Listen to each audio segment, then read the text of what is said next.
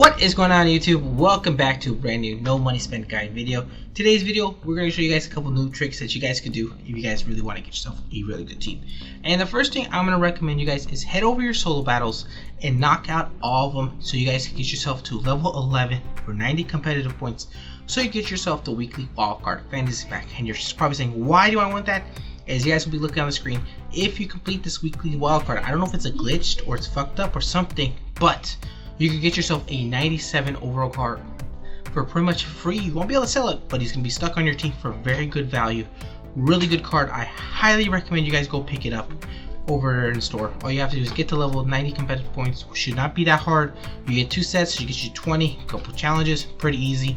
Play a couple games if you guys want to, and you'll be able to get yourself the level 11. Very easy to get yourself a free 97 overall card. Now, next thing I'm gonna do is gonna show you guys a couple budget cards that you guys could probably pick up on your team just for right now, because the market is like a little bit different. So I would recommend you pick up a couple cards. So one of the first cards I would recommend you guys picking up would be a good quarterback, and that's gonna be Geno Smith. Of course, there's a lot better options out there, but for the price, for 40k to 50k, Geno Smith is your man. He has an 89 speed, very solid throwing stats. Remember, if all the throwing stats are above 90, you should have no issue with him because he's going to get the higher elite tier throwing stats, so it does not matter. And of course, Geno Smith is very solid.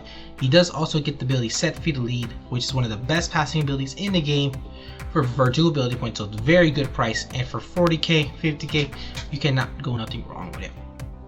Next, we're going to show you guys a good user that you guys would I highly recommend you get, and that's going to be Derwin James. So what's so special about this Derwin James card? And you're probably saying, this card's 80k, how is this a budget card? He is normally tends to sell for roughly 50k, but of course there's a couple people out there trying to overprice the card to get some coins, but this Derwin James card is a beast. So why is he a beast? His stats look very solid, 91 speed, 90 hit power, very nice card. What's so special about this card? What's so special about this card is that he gets the ability Crusher for zero ability points. And what is Crusher? What Crusher does, it gets more fatigue to your hit stick when you get a hit stick tackle. What does that mean? It means you'll get more fumbles constantly if you're running Crusher. What I like to do is run my Crush. I love to run Crusher on inside the box for middle linebackers, where it should be my safeties, is a really good spot to run Crusher. So there's another card I would recommend if you guys get both of these cards, be very good for your team, very solid, and that's going to be Dawkins, Weapon X from the AK Part 1 promo. And that's going to be Dawkins. Of course, he's going to be a little bit more pricey.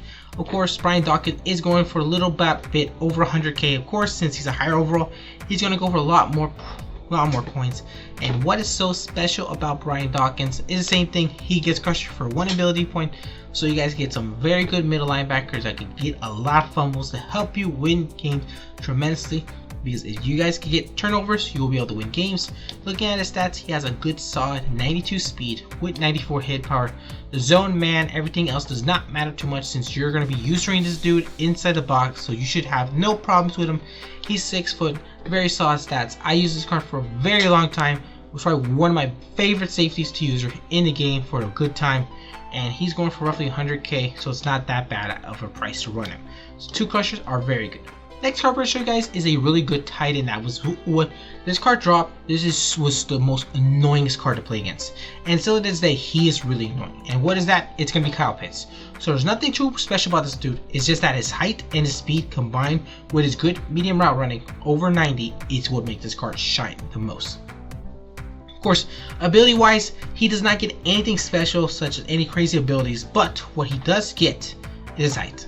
That's the biggest dude. If you want to get this guy, I highly recommend get Kyle Pitts. He's really good, annoying, with 91 speed, very solid.